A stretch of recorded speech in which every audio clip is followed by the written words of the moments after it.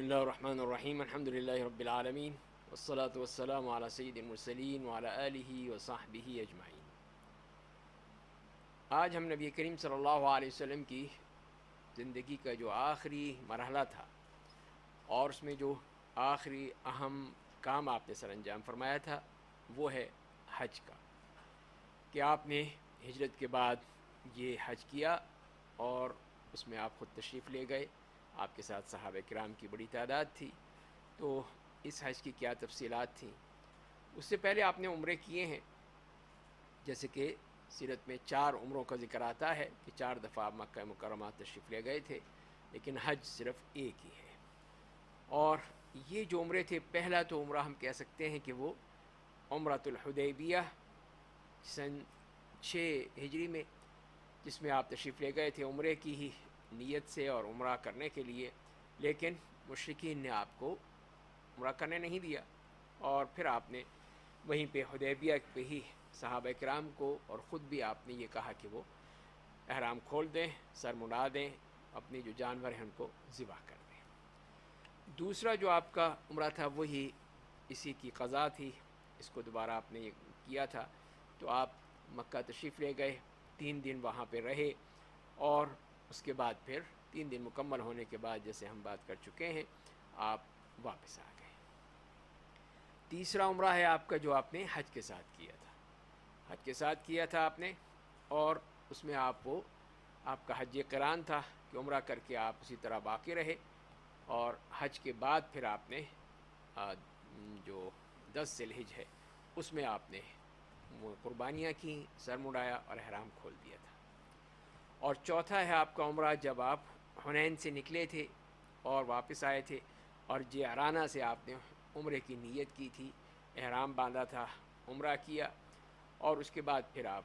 مدینہ تشریف لے گئے تھے۔ تو اس طرح یہ 4 آپ کے عمرے ہیں جو آپ صلی اللہ علیہ وسلم نے کیے تھے۔ اس کے علاوہ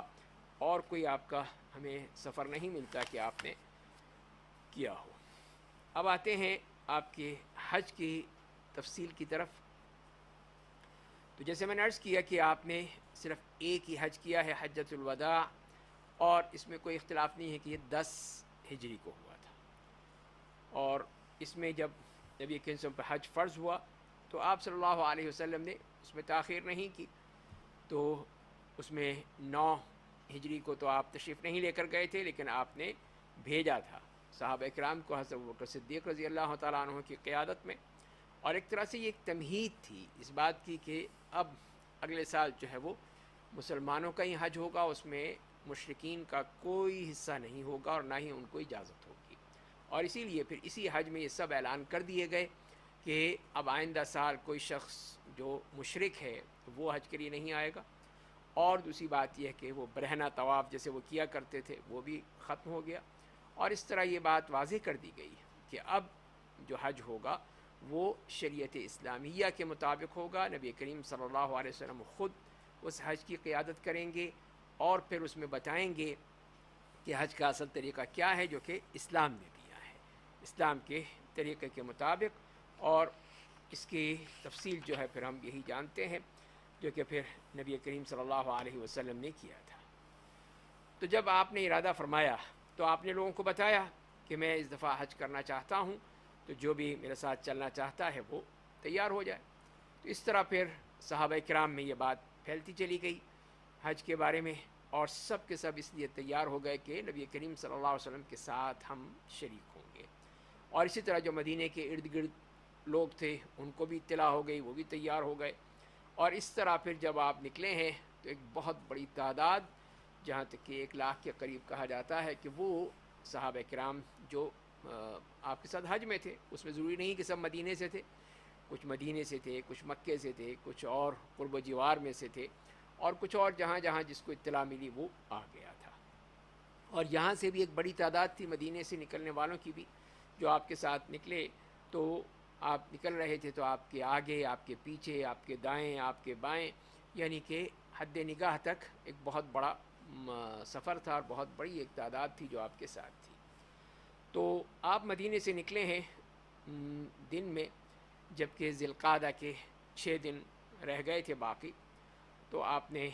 وہاں پر بعض میں آتا ہے کہ آپ نے مدینے میں ظہر کی نماز پڑھی 4 رکعت اور ان کو بتایا کہ احرام کے احکام کیا ہیں، احرام کس طرح باندھنا ہے، احرام کی کیا تمام چیزیں بتا دی،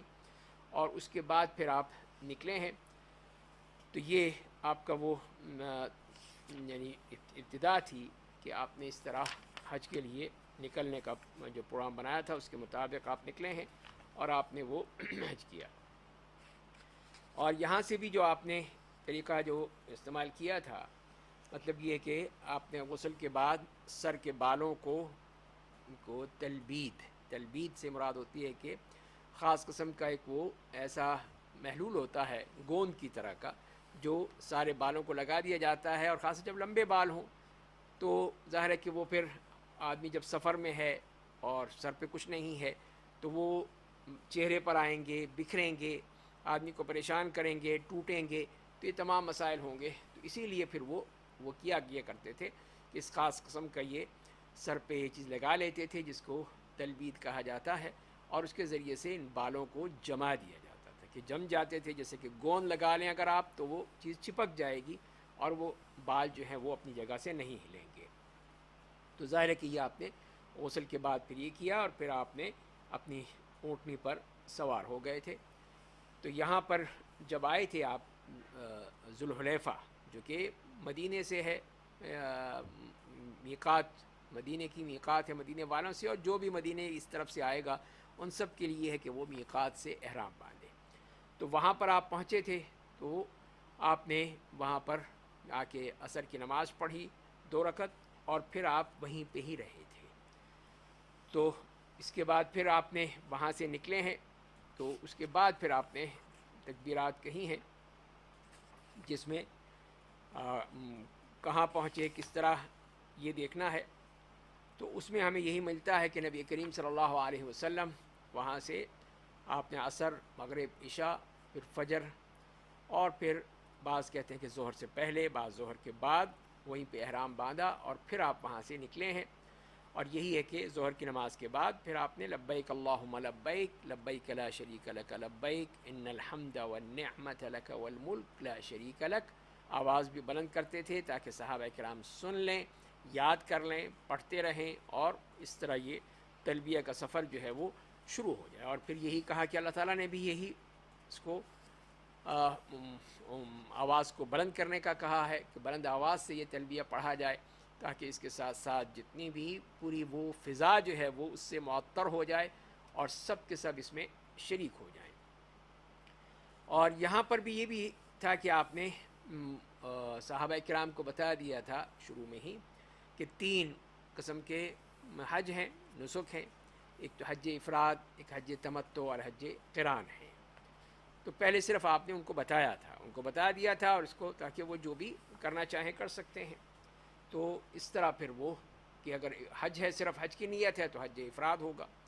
حج قران ہے تو عمرہ اور حج کی نیت ہوگی، دونوں اکٹھے ہوں گے، ایک ہی احرام میں بیچ میں ان کو ختم نہیں کیا جائے گا۔ اور تیسری صورت حج تمتع ہے کہ پہلے عمرہ اور اس کے بعد پھر اس کا احرام کھول دیا جائے اور پھر حج کا احرام باندھا جائے 8 ذی الحجہ کو تاکہ منا جا سکے۔ اور اس طرح پھر آپ چلے ذوالحلیفہ سے آگے گئے تو اسماء بنت عمیس رضی اللہ تعالیٰ عنہ جو حضرت ابوبکر رضی اللہ تعالیٰ عنہ کی اہلیہ ہیں، ان کے ہاں ولادت ہوئی۔ تو حضرت ابوبکر کے صاحبزادے محمد وہاں پہ پیدا ہوئے، تو آپ صلی اللہ علیہ وسلم سے یہی کہا کہ وہ غسل کر لیں اور اچھی طرح وہ اپنے آپ کو محفوظ کر لیں، کپڑا پہن لیں، اور اس کے بعد احرام باندھ لیں اور تلبیہ کہتی ہوئی وہ چل پڑیں۔ اس طرح پہ یہ ان کے لیے چاہیے ایک سنت بن گئی، اس طرح کہ کسی کوئی خاتون اس حالت میں ہو اس کے لیے بھی احرام باندھنا اور حج کرنا جائز ہے، کسی قسم کا کوئی بھی معاملہ نہیں ہے۔ اور اس کے بعد پھر نبی کریم صلی اللہ علیہ وسلم چلتے رہے، آپ کے ساتھ اور صحابہ کرام جو راستے میں تھے حج کرنے کی نیت سے جانا چاہتے تھے وہ بھی آپ کے ساتھ آ جاتے تھے، اور اس طرح یہ قافلہ چلتا رہا۔ روحا کے مقام پہ پہنچے تو وہاں پہ ایک وہ جسے حمار وحشی کہا جاتا ہے، مطلب یہ ہے کہ جیسے کہ زیبرا ہے، تو اس کو دیکھا تو آپ نے کہا کہ کوئی بھی اس کو نہ چھیڑے، شکار نہ کرے۔ تو ایسا نہ ہو کہ پھر وہ اس لیے کہ احرام کی حالت میں ہے، احرام میں اب یہ شکار کرنا جائز نہیں ہے. لیکن کسی نے وہاں پہ، وہاں کے لوگوں نے، ان لوگوں نے نہیں، وہاں کے لوگوں نے شکار کیا ہوا تھا یا اس کو شکار کیا، وہ پھر نبی کریم صلی اللہ علیہ وسلم کو پیش کیا. تو آپ نے کہا کہ تم ٹھیک ہے، یہ تمہارے لیے اگر نہیں ہے تو پھر تمہارے لیے جائز ہے اس کو، یعنی شکار کرنا جو ہے وہ ان کے لیے نہیں ہونا چاہیے. اگر ان کے لیے کیا ہے، حجاج کے لیے، احرام والوں کے لیے، تو وہ ناجائز ہوگا. تو اسی لیے پھر نبی کریم صلی اللہ علیہ وسلم نے کہا کہ ہاں ٹھیک ہے، سب کو تقسیم کر دیا جائے، اور انہوں نے پھر وہ اس کو استعمال کر لیا. اور اس کے بعد پھر چلتے اسی طرح راستے میں ہرن کا بھی واقعہ ملتا ہے اور چیزیں بھی. لیکن یہی ایک اصول آپ نے بتا دیا کہ اگر کوئی شکار کرے گا تو اس کو اس کا بدلہ دینا پڑے گا، جیسے کہ قرآن نے بتایا ہے.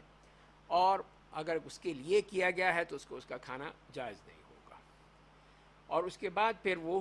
عرج کے مقام پہ آپ اترے، وہاں پہ کچھ دیر آرام کیا. اور جو ابو بکر رضی اللہ تعالیٰ کے غلام تھے، ان کے پاس ہی سارا ساز و سامان تھا، ابو بکر کا بھی اور نبی کریم صلی اللہ علیہ وسلم کا بھی. تو آپ وہاں پہ بیٹھے، آرام کیا کچھ دیر، کھانا وغیرہ استعمال کیا ہوگا. اور اس کے بعد پھر وہاں سے چل پڑے، ابوا کے مقام پر پہنچے. تو وہاں پر الصعب ابن جثامہ، انہوں نے بھی اسی طرح زیبرے کا گوشت پیش کیا. تو نبی کریم صلی اللہ علیہ وسلم نے اس کو رد کر دیا اور یہ بتایا کہ ہم اس لیے رد کر رہے ہیں کہ ہم احرام کی حالت میں، ہم اس طرح جو شکار ہمارے لیے کیا گیا ہے ہم اس کو نہیں کھا سکتے ہیں.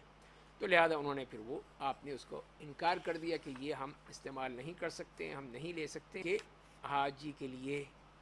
اس قسم کی خیال رکھنا چاہیے کہ کوئی چیز جو ہے وہ شکار نہ خود کرے نہ کسی اور کا استعمال کرے. اس کے بعد جب وادی عصفان پہنچے آپ، تو وہاں پہ حضرت ابوبکر رضی اللہ تعالیٰ عنہ سے آپ نے پوچھا کہ یہ کون سی وادی ہے؟ تو انہوں نے بتایا کہ یہ وادی عصفان ہے. تو کہا کہ یہی وہ جگہ ہے جہاں پر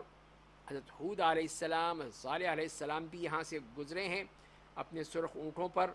اور وہ بھی حج کرتے ہوئے یہاں سے گئے ہیں. اور جب صرف کے مقام پر پہنچے، جو کہ مکے سے آج کل کے دور میں تقریباً جو ہے وہ وہاں سے 12 کلومیٹر کے واسطے پر ہے، تو وہاں پہ حضرت عائشہ رضی اللہ تعالیٰ عنہ کے لیے ایام شروع ہو گئے. اور جب کہ انہوں نے عمرے کی نیت کی تھی، تو جب نبی کریم صلی اللہ علیہ وسلم کے پاس آئے، ان کے پاس، تو دیکھا کہ رو رہی ہیں. تو آپ سمجھ گئے کہ شاید تمہیں اس طرح کی ماہواری شروع ہو گئی ہے. تو انہوں نے کہا کہ جی ہاں. تو آپ نے فرمایا کہ یہ تو اللہ تعالیٰ نے آدم کی بیٹیوں پر ایک چیز فرض کی ہے، تو تم اس معاملے میں وہ کچھ کرو جو کہ حاجی کرتا ہے، سوائے یہ کہ تم خانہ کعبہ میں نہیں جاؤ گی، طواف نہیں کرو گی، باقی تم سب کچھ کرو گی، تو تم سب کچھ کر سکتی ہو. اس طرح پھر وہ ان کے لیے بھی مسئلہ حل کر دیا، بتا دیا. وہ یہ سمجھی تھی کہ شاید وہ اب حج نہیں کر سکیں گی، تو ایسی بات نہیں ہے، تو ان کو بھی اجازت دے دی. اور پھر آپ نے وہیں پر صحابہ کرام سے وہاں پر یہ بتا دیا واضح طور پر کہ جس کے پاس بھی قربانی نہیں ہے تو اور وہ عمرہ بنانا چاہتا ہے، تو اس کو چاہیے کہ وہ اس کو عمرہ بنا لے. اور جس کے پاس قربانی نہیں ہے تو اس کے لیے ضرورت نہیں ہے پھر کہ وہ اسی طرح رہے. تو یہ تو آپ صرف ان کو ایک طرح سے ایک نشاندہی کرتے رہے، تجویز دیتے رہے. لیکن جب مکہ پہنچے تو مکہ پہنچ کے پھر آپ نے ایک حتمی بات کہہ دی اور واضح کر دیا کہ جس کے پاس قربانی نہیں ہے تو وہ اس کو عمرہ بنا لے اور اپنے احرام کھول دے، اور جس کے پاس قربانی ہے اپنے ساتھ جانور لے کر آیا، جیسے ان کا طریقہ ہوا کرتا تھا، تو اس کو چاہیے کہ وہ اپنے احرام پر باقی رہے، اور اس کے بعد پھر وہ حج کرنے تک رہے گا جب تک کہ حج کا احرام ختم ہونے کا وقت آئے گا. سراقہ ابن مالک رضی اللہ تعالیٰ عنہ نے اسی عمرے کے بارے میں پوچھا کہ کیا یہ ہمارے لیے ہے صرف، یہ ہمیشہ ہمیشہ کے لیے ہے؟ تو آپ نے فرمایا کہ ہاں ہمیشہ ہمیشہ کے لیے ہے، اس لیے کہ عمرہ جو ہے وہ اب حج میں قیامت تک کے لیے داخل ہو گیا ہے. تو مطلب یہ ہے کہ اس کا اب اس صورت میں اس کو پھر حج پہ کے ساتھ ہی اس کو شامل کر لیا گیا ہے، یعنی وہ حج تمتع کی طرف اشارہ تھا. اس کے بعد پھر جب نبی کریم صلی اللہ علیہ وسلم وہاں مکے میں ذی طویٰ کا علاقہ ہے، وہاں پر آپ اترے اور وہیں پہ پھر آپ نے وہ رات گزاری، جبکہ اس وقت ذی الحجہ میں 4 دن باقی تھے. تو وہیں آپ نے رات گزاری، صبح ہوئی، غسل فرمایا، اور پھر آپ مکہ مکرمہ میں داخل ہوئے، تو آپ نے اس وقت جو حجون کا علاقہ یعنی جو مکے کا اونچا علاقہ ہے وہاں سے داخل ہوئے.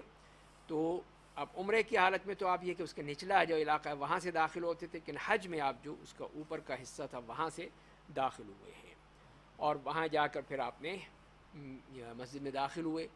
خانہ کعبہ کی طرف بڑھے. کوئی تحیت المسجد نہیں ادا کیا آپ نے، اور آج نہیں کہ تحیت المسجد جو ہوتا ہے وہی طواف ہوتا ہے.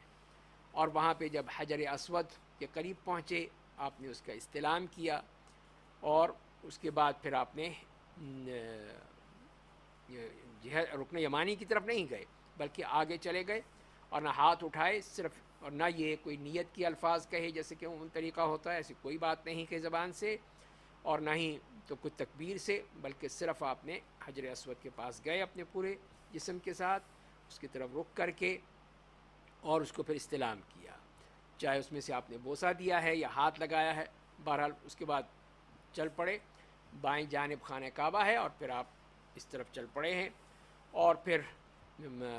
آپ نے کوئی دعا وہاں نہیں مانگی کھڑے ہو کر، نہ میزاب کے نیچے، نہ دروازے کے سامنے، نہ کوئی، بس آپ وہاں سے چلتے چلے گئے.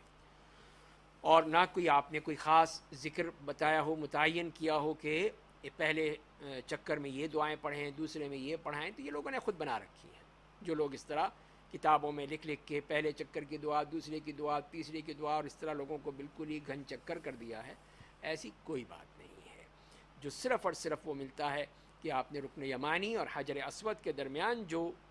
علاقہ ہے اس میں ربنا آتنا فی الدنیا حسنہ وفی الآخرۃ حسنہ وقنا عذاب النار یہ دعا پڑھی ہے. صرف یہی دعا ہے، اس میں اور بھی کوئی اضافہ نہیں ہے جیسے لوگ کر دیتے ہیں وہ. تو یہ باقی میں جو چاہیں دعائیں کریں، قرآن کریم کی تلاوت کریں، استغفار کریں، ذکر کریں، درود پڑھیں، جو بھی ہے وہ حاجی کے لیے یا اس طواف کرنے والے کے لیے اس میں اختیار ہے، جو بھی کر سکتا ہے. کسی قسم کی کوئی پابندی نہیں لگائی، کسی کو پتہ نہیں ہوتا کہ وہ کیا کہہ رہا ہے، کس طرح بول رہا ہے. بس ایک وہ طوطے کی طرح رٹ کے، یا ایک وہ آگے آگے ایک شخص جا رہا ہے، پیچھے پیچھے اس کے لوگ اندھوں کی طرح پڑھتے جا رہے ہیں، بولتے جا رہے ہیں. پھر آپ نے اپنے طواف میں جو پہلے 3 چکر تھے اس میں رمل کیا ہے. رمل سے مراد یہ ہے کہ ذرا آپ نے اس طرح چلنا ہے جیسے کہ پہلوان اپنے اس میں اکھاڑے میں اترتے ہوئے ذرا اپنی طاقت دکھاتا ہے، اس طرح کی ہے. اور اس میں ذرا جلدی جلدی چلنا، اور اس کے ساتھ ساتھ آپ نے اضطباع کیا تھا. اضطباع سے مراد یہ ہے کہ اپنے جو دایاں بغل ہے اس کے نیچے سے چادر نکال کے اپنے بائیں جانب ڈال لی جائے، اور اس طرح یہ کندھا جو ہے یہ ننگا ہو جائے گا. اور جب بھی آپ حجر اسود کے قریب جاتے تو پھر آپ اشارہ کرتے، یا اگر آپ سواری پر تھے تو پھر آپ نے اس کو اپنی محجن، وہی جو لاٹھی تھی جو آگے سے مڑی ہوتی ہے، اس کے ذریعے سے اس کو چھوتے تھے، استلام کرتے تھے، اور اس کو پھر چوم لیتے تھے. اور رکن یمانی کو آپ نے نہیں چوما ہے، اس کو صرف ہاتھ لگانا کا ہی آتا ہے، لیکن اس کو چومنے کا، بوسہ دینے کا کوئی ذکر نہیں ہے، وہ آپ نے نہیں کیا ہے. تو یہ آپ کا طریقہ، اس طرح آپ نے 7 چکر آپ نے کیے اور یہ طواف مکمل ہو گیا. طواف کے بعد پھر آپ مقام ابراہیم کے پاس آئے، اور وہاں آپ نے یہ تلاوت فرمائی واتخذوا من مقام ابراہیم مصلی، اور وہاں پہ 2 رکعت نماز پڑھی. اور مقام ظاہر ہے کہ مقام ابراہیم وہ آپ کے سامنے تھا، اور پھر خانہ کعبہ کی عمارت تھی. تو اس میں پھر آپ نے سورہ فاتحہ کے بعد سورہ اخلاص کی تلاوت کی، اور دوسری میں آتا ہے کہ قل یا ایھا الکافرون اور قل ھو اللہ احد کی آپ نے تلاوت فرمائی. جب نماز سے فارغ ہوئے پھر آپ آئے حجر اسود کی طرف، پھر آپ نے استلام کیا، اور اس کے بعد پھر وہ صفا کی طرف تشریف لے گئے. تو جب اس کے قریب پہنچے تو آپ نے یہ آیت تلاوت فرمائی کہ ان الصفا والمروۃ من شعائر اللہ. اس طرح پھر آپ قرآن کریم کی آیات کے ذریعے سے یہ بتا رہے ہیں کہ یہ کس طرح ایک عملی کیفیت ہے، اس کا عملی نمونہ ہے جو آپ خود اپنے آپ کر کے دکھا رہے ہیں. اور پھر آپ نے یہ فرمایا کہ ابدأ بما بدأ اللہ بہ، جو اس سے اللہ تعالیٰ نے ابتدا کی ہے اسی سے میں ابتدا کرتا ہوں. اور پھر صفا سے آپ نے ابتدا کی، اس پر آپ چڑھ گئے یہاں تک کہ خانہ کعبہ آپ کو نظر آنے لگا. قبلہ رخ کھڑے ہوئے تو آپ نے لا الہ الا اللہ کہا، اللہ اکبر کہا، اور اس کے بعد پھر آپ نے یہ دعائیں کی یا یہ پڑھا پہلے لا الہ الا اللہ وحدہ لا شریک لہ لہ الملک و لہ الحمد وہو علی کل شیء قدیر لا الہ الا اللہ وحدہ انجز وعدہ ونصر عبدہ وہزم الاحزاب وحدہ. اور پھر اس میں دعا بھی کرتے رہے ساتھ ساتھ. اس طرح 3 مرتبہ کیا آپ نے, 3 مرتبہ کر کے, اور اس کے ساتھ ساتھ پھر یہ دعائیں بھی ہوتی رہیں. اور پھر وہاں سے نکلے مروہ کی طرف, مروہ کی طرف چلے. جب بالکل درمیان میں پہنچے تو وہاں پھر آپ نے کچھ ذرا بھاگ کر دوڑ کر وہ علاقہ مکمل کیا. اور اس کے بعد پھر آپ وہاں پہ مروہ پہ پہنچ کر بھی آپ نے وہاں پر بھی اسی طرح یہ دعائیں اور یہی جو آپ نے منی میں کیا تھا وہی وہاں پر کیا ہے. اور اس طرح پھر یہ 7 چکر آپ نے لگائے ہیں صفا اور مروہ کے درمیان. یعنی ایک طرف جاتا ہوا ایک چکر ہو گیا, واپسی میں دوسرا چکر ہو گیا, اس طرح کر کے وہ 3. اور اس میں یہ بھی ہے کہ آپ نے کچھ پیدل بھی کیا ہے بعض جیسے روایت سے معلوم ہوتا ہے, اور بعض میں یہ آتا ہے کہ آپ نے سواری میں ہو کر کیا ہے. تو بہرحال یہ بعض لوگوں کا کہنا ہے. تو یہ آپ نے وہاں سے صحیح کے بعد پھر آپ کا یہ عمرہ کا کام جو ہے مکمل ہو گیا. اور مروہ پہ جیسے میں نے عرض کیا کہ وہاں پر آپ اس کے اوپر چڑھ گئے اور خانہ کعبہ کی رخ کر کے ہی وہاں پر بھی اسی طرح آپ نے کیا جیسے کہ صفا میں کیا تھا. اور جب صحیح مکمل ہو گئی تو پھر آپ نے کہا کہ جن لوگوں کے پاس قربانی نہیں ہے کہ وہ اب اپنے احرام کھول دیں, اپنے سر مڑا دیں, اور اب ان بالکل حلال ہے. مطلب یہ کہ ان کے لیے آزادی ہے, کسی قسم کی کوئی پابندی نہیں ہے. جو پابندیاں تھیں احرام کی وہ اب ان پر ختم ہو گئی ہیں, اس لیے کہ وہ احرام کھول دیں گے. اور اب یہ یوم الترویہ یعنی 8 ذی الحجہ تک ایسے ہی رہیں گے. اور آپ نے خود اپنے لیے کہا کہ میرے لیے جائز نہیں ہے کہ میں اب اپنے سر مڑاؤں, احرام کھولوں یا قربانی کروں. اور آپ نے یہی فرمایا کہ اگر مجھے پہلے سے معلوم ہوتا تو میں پیچھے نہ رہتا اور نہ قربانی ساتھ لے کے آتا اور اس کو عمرہ بنا دیتا, اور پھر میں اسی طرح کرتا جیسے کہ تم لوگوں نے کیا ہے. لیکن اب میرے ساتھ قربانی ہے لہٰذا میں اب کر نہیں سکتا ہے. تو آپ قران تھا آپ کا یہ, اور باقی لوگوں نے اس کو تمتع کی صورت دے دی کہ عمرہ اور اس کے بعد پھر حج. اور یہیں پر پھر آپ نے جن لوگوں نے حلق کروایا تھا یعنی اس طرح سے بالکل صاف کروا دیا تھا سر, ان کے لیے 3 مرتبہ دعا کی ان کی مغفرت کے لیے. اور جن لوگوں نے صرف جو ہے وہ کینچی سے صرف ان کو تراشا تھا بالوں کو, ان کے لیے 1 دفعہ کیا ہے. اور اسی طرح جو آپ کے ساتھ ازواج مطہرات تھیں سب کی سب آپ کے ساتھ تھیں, تو انہوں نے بھی اس لیے کہ ان کے ساتھ قربانی نہیں تھی تو انہوں نے بھی وہ احرام کھول دیا. سوائے حضرت عائشہ رضی اللہ تعالیٰ عنہ کا, ان کا مسئلے کی جیسے بات کہ ان کا مسئلہ تھا تو وہ احرام نہیں کھول سکتی تھی ابھی, تو ان کا معاملہ اسی طرح رہا, اس لیے کہ انہوں نے طواف بھی نہیں کیا, صحیح بھی نہیں کی, تو وہ ابھی اسی طرح اپنی اسی حالت میں تھی. اور اس طرح پھر آپ جتنا عرصہ رہے یہاں پر تو اسی جگہ پہ جہاں پہ آپ مکے میں جہاں پڑاؤ کیا تھا وہیں پر آپ چلے جاتے تھے. اور اس طرح پھر مکے میں آپ نے یہ 4 دن وہاں گزارے ہیں. یعنی کہ آپ اتوار کو پہنچے, اتوار پیر منگل بدھ, اور جمعرات کو پھر آپ نکلے ہیں 8 کو, اور 9 کو جمعہ تھا یوم عرفہ. تو اس طرح پھر آپ صلی اللہ علیہ وسلم نے وہاں پہ 4 دن گزارنے کے بعد پھر وہاں, اور اس دن پھر جمعرات کے دن جو جب سورج طلوع ہو گیا اور سورج اچھی طرح اونچا چلا گیا, اشراق کے وقت آپ پھر مسلمانوں کے ساتھ منی تشریف لے گئے. تو اس میں جن لوگوں نے اس وقت احرام کھول دیا تھا انہوں نے سب احرام باندھ لیا, اور اس کے بعد سب وہ چلے گئے. کوئی حرم نہیں کیا, کوئی طواف نہیں کیا, کچھ نہیں کیا, سیدھا وہ منی کی طرف چلے. اب منی جب پہنچے تو وہاں پہ آپ کے مقام یا آپ کے انتظامات موجود تھے, تو وہاں پہ آپ نے یہ ظہر اثر کی اور وہیں پر رہے, اور یہ دن گزارا جس میں ظہر اثر مغرب عشاء. اور پھر 9 ذی الحجہ یوم عرفہ ہے, اس کی فجر کے بعد پھر آپ وہ جب سورج طلوع ہو گیا تو وہاں سے آپ نکلے ہیں اور عرفات کی طرف آپ نے رخ کیا. آپ کے ساتھ صحابہ کرام تھے جیسے میں نے عرض کیا, آپ کے ساتھ ساتھ چل رہے تھے, اور کوئی ان میں سے تلبیہ پڑھ رہا تھا, کوئی تکبیر کہہ رہا تھا, لیکن آپ نے کسی کو منع نہیں کیا, کسی کو کچھ نہیں کہا کہ جو بھی کہتا ہے اصل تلبیہ ہے. لیکن اور جب اس کے بعد جب آپ پہنچے ہیں عرفات میں تو نمرہ وہاں پر آپ کے لیے خیمہ لگا دیا گیا تھا. تو یہ عرفات کا ہی علاقہ ہے، تو وہاں پر آپ اترے کیا جب سورج کو زوال ہو گیا تو پھر آپ نے کہا کہ اونٹنی لائی جائے، قصوہ جو آپ کی اونٹنی تھی وہ لائی گئی، اور پھر اس پر آپ سوار ہو کے جو اس کے وادی کا درمیانی علاقہ تھا وہاں پہ آپ تشریف لے گئے، اور وہاں پہ آپ نے خطبہ ارشاد فرمایا۔ تو یہی آپ کا وہ عظیم خطبہ ہے جو حجۃ الوداع کے موقع پر آپ نے ارشاد فرمایا تھا،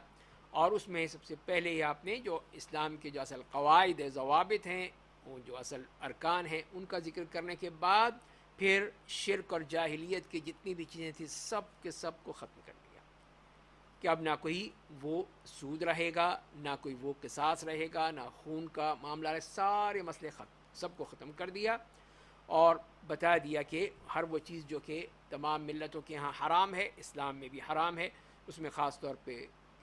دوسرے کا خون بہانا ہے، مال لوٹنا ہے، اس کی عزت کو پامال کرنا ہے، تو وہ سب چیزیں جو ہیں اب حرام ہیں ایک مسلمان کی دوسرے مسلمان پر۔ اور تمام جاہلیت کے جیسے میں نے عرض کیا کہ وہ تمام چیزیں بتا دیں کہ سب میرے قدموں تلے ہیں، اس طرح آپ نے رون ڈالا ان کو، جس میں جاہلیت کا سود تھا، جاہلیت کی اور دوسری چیزیں تھیں۔ پھر خواتین کے بارے میں تاکید فرمائی، اور ان کے لیے جو حق ہے اس کا ذکر فرمایا، ان کے ذمے جو حق ہے اس کی بات فرمائی، اور یہ سب بتا دیا کہ یہ ایک شوہر کی ذمہ داری ہے کہ ان کے نان نفقہ ہے اور دوسری ضروریات ہیں وہ حق کے ساتھ ان کو دے، اور اس کے ساتھ ساتھ ان کو اجازت دی ہے، جیسے قرآن نے کہا ہے کہ اگر وہ نافرمانی کرتی ہیں تو جو اللہ کے حکم کے مطابق وہ سختی کر سکتے ہیں۔ اور پھر امت کو اللہ کی کتاب کو مضبوطی سے پکڑنے کی تاکید کی، اور بتایا کہ اگر وہ اس کو تھامے رہیں گے اور سنت رسول کو تو کبھی گمراہ نہیں ہوں گے۔ اور اس کے بعد جب وہ فارغ ہوئے آپ، تو پھر ان سے کہا کہ بتاؤ کچھ کہو، کہنے کے لیے جب کہا تو انہوں نے کہا کہ کیا کہیں، تو انہوں نے کہا کہ پھر انہوں نے بتایا کہ یہ کہو نشہد انک قد بلغت وادیت ونصحت، کہ ہم یہ گواہی دیتے ہیں کہ آپ نے پہنچا دیا، آپ نے ادا کر دیا، آپ نے یہ نصیحت کر دی، سب کچھ آپ نے پہنچا دیا ہے۔ تو پھر آپ نے اپنے انگلی آسمان کی طرف اشارہ کی، اور پھر اللہ تعالیٰ کو گواہ بنایا، 3 دفعہ اللہ تعالیٰ کو اللہم فشہد اللہم فشہد اللہم فشہد، کہ یہ گواہی دے رہے ہیں۔ اور اس کے بعد ان سے کہا کہ جو تم میں سے یہاں پر نہیں آیا ہے تو اس کو پہنچا دی جائے، جو حاضر ہیں وہ غائب کو یہ بات بتا دیں، سمجھا دیں، تاکہ یہ خطبہ تمام لوگوں تک پہنچ جائے۔ اور اسی طرح ام الفضل بنت الحارث الہلالیہ، حضرت عبداللہ ابن عباس کی والدہ، حضرت عباس کی اہلیہ، انہوں نے آپ کو دودھ کا ایک پیالہ بھیجا، اور وہ پھر آپ نے سب کے سامنے پیا ہے، یہی بتانے کے لیے کہ آپ روزے سے نہیں تھے، کوئی یہ نہ سمجھے کہ آپ روزے سے، اس لیے کچھ لوگوں میں کنفیوژن پیدا ہو گئی تھی، تو اس طرح وہ اس کو بھی ختم کر دیا۔ خطبہ دینے کے بعد پھر آپ نے حضرت بلال سے کہا کہ وہ اقامت کہیں، بلکہ اذان کہیں، اور پھر اقامت ہوگی۔ اور یہ ہے کہ آپ نے خطبہ دیا، اور اس کے بعد پھر آپ اس جگہ پر آئے نمیرہ میں، نمیرہ کی جگہ پر وہاں پر تشریف لائے، اور وہاں پر پھر آپ نے جو خطبہ ارشاد فرمایا تھا اس میں بھی ہے کہ اس کے بعد پھر آپ نے خطبے کے بعد پھر حضرت بلال کو حکم دیا کہ اذان دیں، اقامت کہیں، تو پھر آپ نے ظہر کی 2 رکعت پڑھی، 2 رکعت، اس میں کوئی جہری تلاوت نہیں تھی، حالانکہ جمعہ کا دن تھا لیکن یہ جمعہ کی نماز نہیں تھی، یہ ظہر کی نماز تھی۔ اور اس کے بعد پھر اقامت کہی گئی عصر کی، اور عصر کی 2 رکعت نماز پڑھی آپ نے، اور آپ کے ساتھ اہل مکہ بھی تھے، آس پاس کے لوگ بھی تھے، سب نے آپ کے ساتھ وہی جمع اور قصر کے ساتھ نماز پڑھی، کسی کو آپ نے حکم نہیں دیا کہ اپنی نماز کو پورا کرے، اور نہ اس جمع کو چھوڑ دے، بلکہ سب سے کہا، سب لوگ، اس لیے کہ آپ کو معلوم تھا کہ مکے والے بھی ہیں، جدے والے بھی ہیں، آس پاس کے لوگ بھی ہیں، سب ہیں، جبکہ دوسری جگہ آپ کا طریقہ یہ تھا کہ آپ جب سفر میں ہوتے تھے اور مقامی لوگ آتے تو آپ ان سے کہہ دیتے تھے کہ دیکھو ہم مسافر ہیں، تم اپنی نماز پوری کر لینا، ہم قصر پڑھیں گے، لیکن یہاں آپ نے نہیں کہا، تو یہ اس کا مطلب یہی کہ سب کے لیے تھا، سب کے لیے تھا کہ وہ نماز جو ہے یہاں پہ قصر پڑھیں گے اور جمع کریں گے۔ تو یہ کتنی بڑی زیادتی ہے بعض لوگوں کی طرف سے کہ وہ نبی کریم صلی اللہ علیہ وسلم کی صریح حدیث کے باوجود کہتے ہیں کہ نہیں، نہ تمہارے لیے قصر جائز ہے، نہ تمہارے لیے جمع کرنا جائز ہے، نماز بھی پوری پڑھو اور اپنے وقت پہ پڑھو، تاکہ نبی کریم صلی اللہ علیہ وسلم کی مخالفت ہو، نعوذ باللہ۔ اس طرح کا سوچنا کتنی بڑی زیادتی ہے کہ آپ صلی اللہ علیہ وسلم تو نہیں کہا کسی سے۔ اور پھر جب نماز سے فارغ ہوئے تو پھر اپنی اسی جگہ پر آئے اور بعض پہاڑ کے قریب، اور وہاں پہ آپ نے قبلہ رخ کھڑے ہو کر، اور پھر آپ کے دائیں بائیں حجاج کرام تھے، صحابہ کرام تھے، اور تو پھر آپ نے وہاں پہ دعا کی، وہاں پہ کھڑے ہو کر دعا کی یہاں تک کہ سورج غروب ہو گیا۔ اور اس کے بعد پھر جب فارغ ہوئے تو پھر آپ نے لوگوں سے کہا کہ اب وہ بطن عرانہ اس سے جو ہے وہ اٹھ جائیں، اور بتا دیا ان کو کہ عرفات سارا کا سارا موقف ہے، جو جہاں پہ بھی ہے وہیں پہ کھڑے ہو کر دعا مانگ لے، وہیں پر وہ رہے تو اس کا حج ہو جائے گا۔ یہ نہیں ہے کہ وہ جہاں پہ نبی کریم صلی اللہ علیہ وسلم کھڑے ہوئے تھے وہاں پر آئے اور وہاں پہاڑ پر چڑھے، اور یہ اس قسم کی کوئی بات نہیں کہی آپ نے، اور نہ ہی اس کی ضرورت ہے۔ تو لہذا پھر آپ نے وہاں پہ کیا، اور سب کو بتا دیا کہ عرفات جو ہے وہ پورا کا پورا موقف ہے۔ اور اسی طرح پھر لوگوں کو بھی بتا دیا، ان سب کو بتا دیا کہ جہاں پہ بھی ہے جو وہیں پہ کھڑا ہو، اور اس کے بعد پھر وہ وہیں پہ ہی اس کا حج ہو جائے گا۔ اور اسی طرح ایک شخص آیا اہل نجد میں سے، اور انہوں نے حج کے بارے میں پوچھا، تو آپ نے فرمایا کہ الحج جو عرفہ، کہ حج تو عرفات ہی ہے، مطلب ایک رکن اعظم یہ عرفات ہے۔ تو جو بھی فجر سے پہلے یہاں پر آیا اور اس نے یہاں پہ قیام کیا، اس کے بعد منی میں، اور منی میں 2 دن کے بعد چلا گیا یا 3 دن کے بعد چلا گیا، اس کسی قسم کا کوئی حرج نہیں ہے۔ اور پھر آپ وہاں پر دعائیں کرتے رہے۔ آپ کی دعاؤں میں سے یہ دعا بھی تھی کہ اللہم لک الحمد کالذی نقول وخیرا مما نقول، اللہم لک صلاتی ونسکی ومحیای ومماتی والیک مآبی ولک ربی تراثی، اللہم انی اعوذ بک من عذاب القبر ووسوسة الصدر وشتات الامر، اللہم انی اعوذ بک من شر ما تجیء به الریح۔ اور اسی طرح یہ دعا بھی آئی کہ اللہم تسمع کلامی وترى مکانی وتعلم سری وعلانیتی، لا يخفى عليك شيء من أمري أنا البائس الفقير المستغيث المستجير والوجل المشفق المقر المعترف بذنوبي، أسألك مسألة المسكين وابتهل إليك ابتهال المذنب الذليل، وأدعوك دعاء الخائف الضرير من خضعت لك رقبته وفاضت لك عيناه وذل جسده ورغم أنفه لك، اللهم لا تجعلني بدعائك رب شقيا وكن بي رؤوفا رحيما يا خير المسؤولين ويا خير المعطين۔ اور اسی طرح ایک حدیث میں یہ آتا ہے کہ کثرت سے جو آپ نے دعا مانگی ہے عرفات کے دن، لا الہ الا اللہ وحدہ لا شریک لہ لہ الملک ولہ الحمد بیدہ الخیر وہو علی کل شیء قدیر، تو آپ اسی کو ہی آپ یہ دعا کرتے۔ اسی طرح عرفات میں یہ واقعہ بھی ہوا کہ مسلمانوں میں سے ایک صاحب جو تھے وہ اپنی اونٹنی سے گر گئے اور گردن ان کی ٹوٹ گئی اور وہ انتقال کر گئے۔ تو پھر آپ نے حکم دیا ان کے بارے میں کہ ان کو کفن ان کے انہی 2 چادروں میں ہی دیا جائے گا، خوشبو نہیں لگائی جائے گی، اور ان کو صرف پانی اور بیری کے پتوں سے ان کو غسل دیا جائے، سر کو نہ ڈھکا جائے نہ چہرے کو، اور پھر اللہ تعالیٰ قیامت کے دن ان کو اٹھائے گا تو وہ لبیک کہتے ہوئے اٹھیں گے۔ کیا مقام ہے! اس طرح پھر یہ سنت بھی نبی کریم صلی اللہ علیہ وسلم کے حوالے سے بتا دی گئی۔ اس کے بعد جب سورج غروب ہو گیا اور اس کے اچھی طرح غروب ہونے کے بعد اس کی سرخی بھی ختم ہو گئی، تو پھر آپ وہاں سے عرفات سے نکلے ہیں۔ تو آپ کے ساتھ سواری پر اسامہ ابن زید رضی اللہ تعالیٰ عنہ تھے، تو آپ آرام سے سکون سے یہ کہتے جا رہے تھے اور چلتے جا رہے تھے، لوگوں سے یہ کہہ رہے تھے، یہاں تک کہ آپ کا سر جو تھا، آپ کی جو رحل ہے جس پر آپ تشریف فرما تھے، اس کی جو نوک تھی اس سے آپ ٹکرا رہی تھی، اور آپ یہی کہہ رہے تھے کہ ایھا الناس علیکم بالسکینہ فإن البر لیس بالایضاع، کہ لوگو آرام سے سکون سے چلو، اس طرح جلدی جو ہے اس میں کوئی نیکی نہیں ہے کہ تیزی میں بھاگنے میں دوڑنے میں نہیں۔ اور وہاں سے آپ چلے اور راستہ جو سے آئے تھے اس سے پلٹ کے دوسرے راستے سے واپسی ہوئی آپ کی، جیسے آپ کا طریقہ تھا۔ اس طرح کے جو بھی ایسی کوئی عبادت کے لیے کہیں آتے تھے تو آپ ضرور راستہ بدل لیتے تھے۔ اور یہاں پر پھر آپ نے اپنی جو اونٹنی کو جب ذرا باہر نکلے ہیں، کھلے علاقے میں آئے ہیں، تو پھر اس کو جو آہستہ آہستہ چل رہی تھی تھوڑا سا اس کو تیز کیا، زیادہ تیز نہیں ہے، اور اسی طرح چلتے رہے، اور جہاں پہ بھی کوئی اونچی جگہ پہ آتی تھی، کوئی بلندی، کوئی پہاڑی، تو آپ اس کی لگام کو چھوڑ دیتے تھے، وہ اونٹنی اوپر چڑھ کے پھر وہ نیچے اتر جاتی تھی، اور پورے سارے راستے آپ نے تلبیہ کہتے رہے اپنے اس میں، اور ایک جگہ پہ اترے بھی، وہاں پر اپنی ضرورت پوری کی، وضو کیا،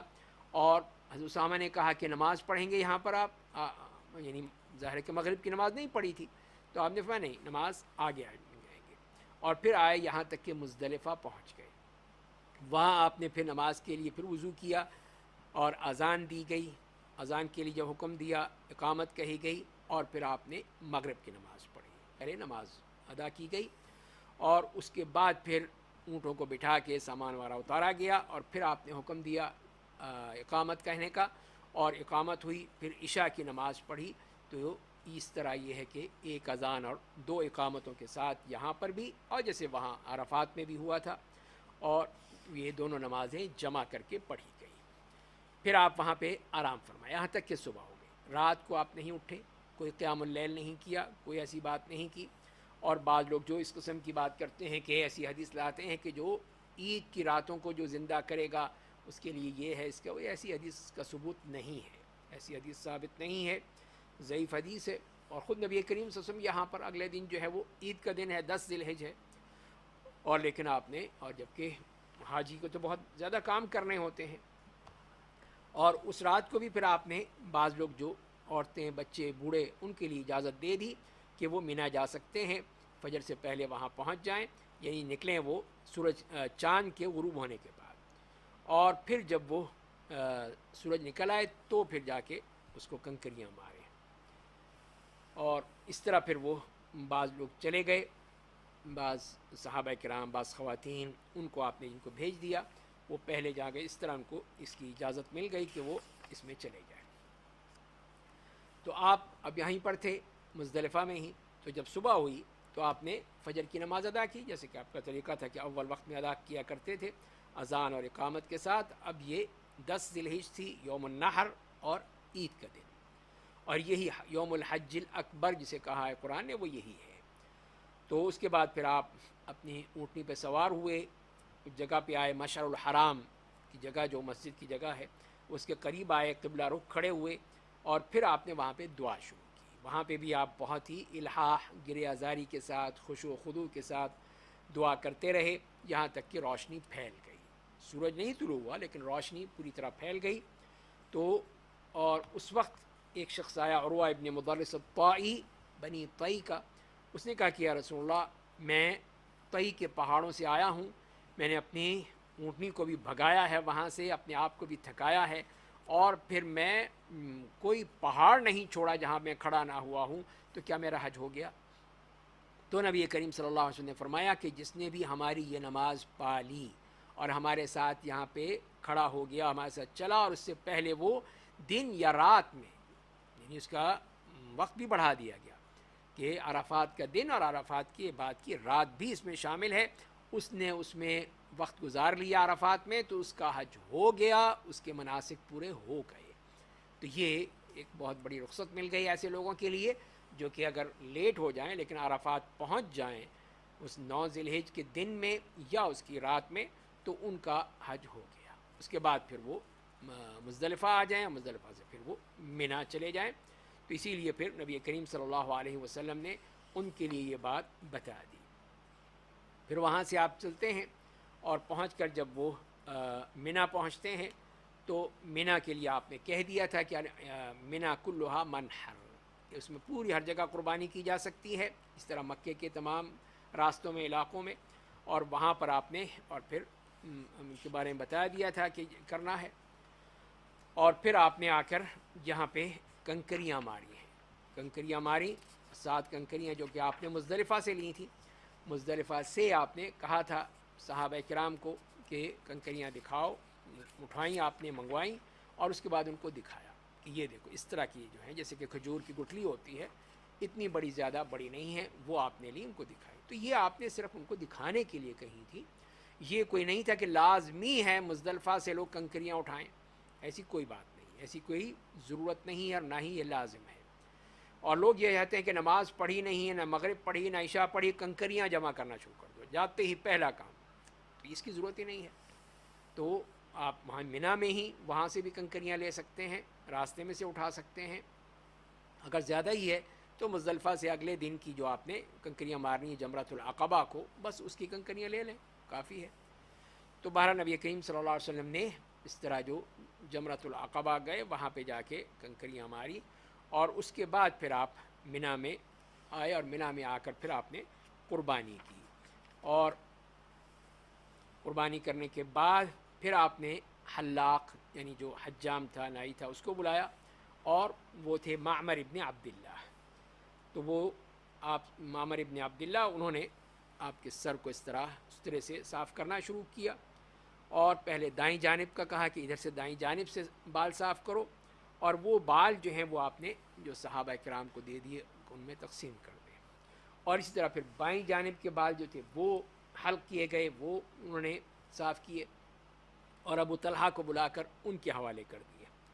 اس طرح نبی کریم صلی اللہ علیہ وسلم کے بال جو تھے وہ بھی تقسیم ہو گئے، صحابہ کرام کو دے دیے، اور وہ بڑی خوشی سے اس کو لیتے تھے، اس لیے کہ آپ صلی اللہ علیہ وسلم کی ہی ذات اقدس ہے جو کہ جس کے تبرک ہو سکتا ہے اور کسی کا نہیں ہو سکتا۔ تو اسی لیے پھر آپ کی چیزیں جو تھیں یہ بہت ہی لوگوں کے لیے خوشی کا باعث ہوتی تھیں، اور وہ آپ صلی اللہ علیہ وسلم نے اسی لیے ان کو وہاں پہ دے دی۔ اور پھر وہاں سے جب منی میں ہی رہے، منی میں ہی رات گزاری، صبح ہوئی، جب سورج کو زوال ہوا تو پھر آپ آئے جمرات کی طرف، اور پہلے جو جمرۃ الاولیٰ ہے، چھوٹا جمرہ جو کہ مسجد خیف کے بعد ہے، اس کو پھر آپ نے 7 کنکریاں اس کو ماری، ہر کنکری کے ساتھ اللہ اکبر کہتے تھے، اور پھر اس کے بعد آگے ذرا گئے اس سے، اور ایک طرف کھڑے ہو کر پھر آپ نے دعا کی، قبلہ رخ کھڑے ہو کر وہاں پہ دعا کرتے رہے، کافی لمبی دعا کی۔ اس کے بعد پھر جو درمیانہ جمرہ ہے اس کی طرف تشریف لائے، اس کو بھی پھر آپ نے اسی طرح کنکریاں ماری، اور پھر وہ وادی کی ایک طرف ہٹ کر آپ نے قبلہ رخ کھڑے ہو کر پھر دعا کی، وہاں پہ کافی دیر دعا کرتے رہے، اور اس کے بعد پھر تیسرے جمرے پر آئے جو جمرۃ العقبہ ہے، اور اس میں بھی پھر آپ نے کھڑے ہو کر اس کو بھی کنکریاں ماری، 7 کنکریاں مار کے، اور وہاں پر پھر آپ نے دعا نہیں مانگی، اور اس کے بعد پھر آپ وہاں سے واپس آ گئے، اور یہ اس طرح یہ 11 بھی اور 12 بھی آپ نے کیا، اور پھر 13 کو بھی رہے آپ، 13 کو بھی آپ نے وہیں قیام فرمایا، اور وہاں سے اجازت ہے کہ 12 کو چلے جائیں، لیکن نبی کریم صلی اللہ علیہ وسلم کا جو حج تھا وہ مکمل حج ہے، تو لہذا آپ 13 ذی الحجہ کو بھی وہیں پر رہے، اور وہاں پر پھر وہ کنکریاں مار کے اس کے بعد پھر آپ وہ مکہ کی طرف آئے، اور مدینے کا رخ کیا آپ نے، اور روحا کے مقام پر وہاں پہ بھی کچھ لوگ ملے، انہوں نے آپ کو سلام کیا، آپ نے پوچھا کون ہے، تو انہوں نے کہا مسلمان ہے۔ تو بہرحال پھر ایک خاتون نے ایک بچے کو اٹھایا ہوا تھا، اس کو بتایا کہ کیا اس کا حج ہوگا، ہو جائے گا یا ہو گیا ہے، تو آپ نے فرمایا کہ ہاں اس کا حج ہو گیا اور تمہارے لیے اجر ہے۔ اس کے بعد پھر آپ وہ مکہ میں ہی آپ نے محصب کے مقام پر وہاں پہ وقت گزارا، کچھ دیر رات گزاری، اور حضرت عائشہ نے کہا کہ وہ چاہتی تھیں کہ وہ عمرہ نہیں کر سکی تھیں جب آئی تھیں اپنی اسی ضرورت کی بنا پر، تو ان کا میں عمرہ کرنا چاہتی ہوں، جیسے تمام خواتین جو ہیں عمرہ اور حج کر کے جائیں، میں صرف حج کر کے جاؤں، تو میں عمرہ کرنا چاہتی ہوں۔ آپ نے کہا ٹھیک ہے، اپنے بھائی کے ساتھ چلی جاؤ تنعیم، اور ان کو بھیج دیا، اور وہاں سے وہ آئیں، انہوں نے عمرہ کیا، اور پھر آپ سے آ کر مل گئیں۔ آپ طواف وداع آپ نے کر لیا تھا، تو اس کے بعد پھر حضرت عائشہ اور ان کے بھائی آپ کے ساتھ آ کر مل گئے، اور اس طرح پھر مدینے واپسی ہو گئی۔ وہاں پہ ذوالحلیفہ پہنچے، وہاں رات گزاری، اور جب مدینے کے اثرات اس کے نشانات نظر آئے تو آپ نے 3 دفعہ اللہ اکبر اللہ اکبر اللہ اکبر کہا،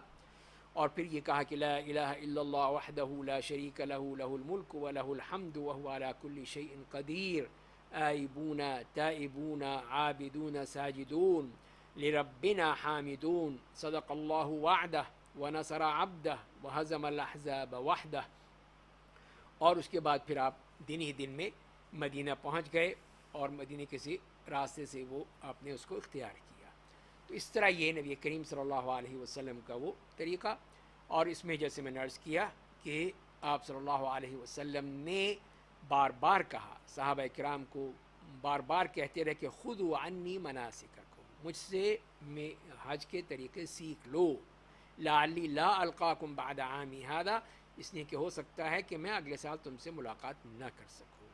اور یہی ہوا، اسی سال پھر آپ کا انتقال ہو گیا، تو لہذا پھر یہ دوبارہ تو آپ حج میں نہیں آ سکے، تو یہی تھا، اسی لیے آپ بار بار کہہ رہے تھے جو بھی آپ نے بتایا ہے، جو بھی آپ نے اس میں مسلمانوں کی تربیت کی ہے، مسلمانوں کو تعلیم دی ہے، وہی اصل چیز ہے، وہی اصل معیار ہے، وہی اصل سنت ہے، اسی کے مطابق ہی حج ہوتا ہے، کسی کو جائز نہیں ہے کہ وہ اس میں اپنی طرف سے کوئی چیز ملا لے، اور جب دین بھی مکمل ہو چکا یہیں اسی حج میں ہی، الیوم اکملت لکم دینکم واتممت علیکم نعمتی ورضیت لکم الاسلام دینا،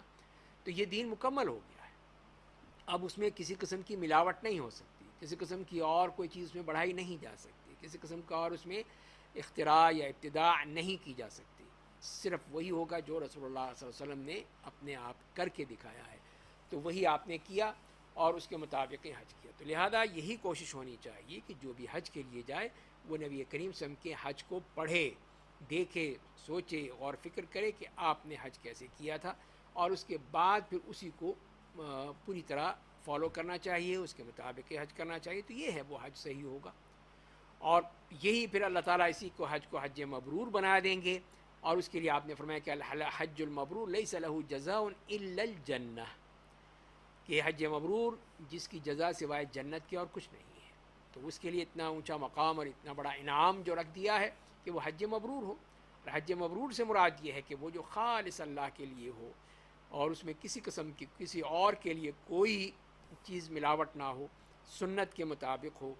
اور دوسری بات ہے کہ اس کی نشانی یہ ہوگی کہ اس کے بعد اگر انسان کے حالات بدل جاتے ہیں، وہ بہتر انداز میں ہو جاتا ہے، اور اس کی پہلے کی زندگی سے یہ بعد کی زندگی بدل جاتی ہے، تو اس کا مطلب یہ ہے کہ وہ حج مبرور تھا اس کا، اللہ تعالیٰ نے اس کا حج قبول کر لیا ہے،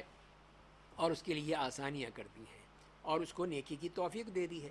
اگر وہ ویسے کا ویسے ہی رہا تو یہ پھر مسئلہ جو ہے وہ خطرناک ہو جائے گا کہ پتہ نہیں اس کا حج قبول بھی ہوا یا نہیں ہوا، تو لہذا پھر اللہ تعالیٰ کی طرف سے جو یہ اتنا بڑا انعام دے دیا جاتا ہے، اور یہ کہہ دیا کہ من حج فلم یرفث ولم یفسق رجع من ذنوبہ کیوم ولدتہ امہ، کہ جس نے بھی حج کیا اور اس میں کسی قسم کی کوئی غلط بات نہیں کہی، کوئی نفسی خواہشات پہ عمل نہیں کیا، اور اس طرح حج اللہ کے لیے کیا، تو وہ اس طرح واپس لوٹ اس دنیا میں آیا ہے بالکل پاک صاف۔ تو یہ کتنی بڑی زیادتی ہوگی کہ آدمی اللہ تعالیٰ اس کو اتنا بڑا انعام دے دے، اس کو بالکل پاک صاف کر دے، دھو دے، اور وہ پھر اسی طرح گناہوں میں لت پت ہو جائے، تو لہذا پھر اس کو یہ کوشش کرنی چاہیے کہ اللہ نے اس کو جو دولت دی ہے اور اس کو اس طرح پاک صاف کر دیا ہے، تو اپنی اسی پوری طرح پاکیزگی میں رہے، اور اسی طرح رہے یہاں تک کہ اس کو اللہ تعالیٰ اپنے پاس بلا لیں۔ اللہ تعالیٰ ہمیں نبی کریم صلی اللہ علیہ وسلم کی سنت پہ اور آپ کی سیرت پر عمل کرنے کی توفیق عطا فرمائے۔ وآخر دعوانا ان الحمد للہ رب العالمین۔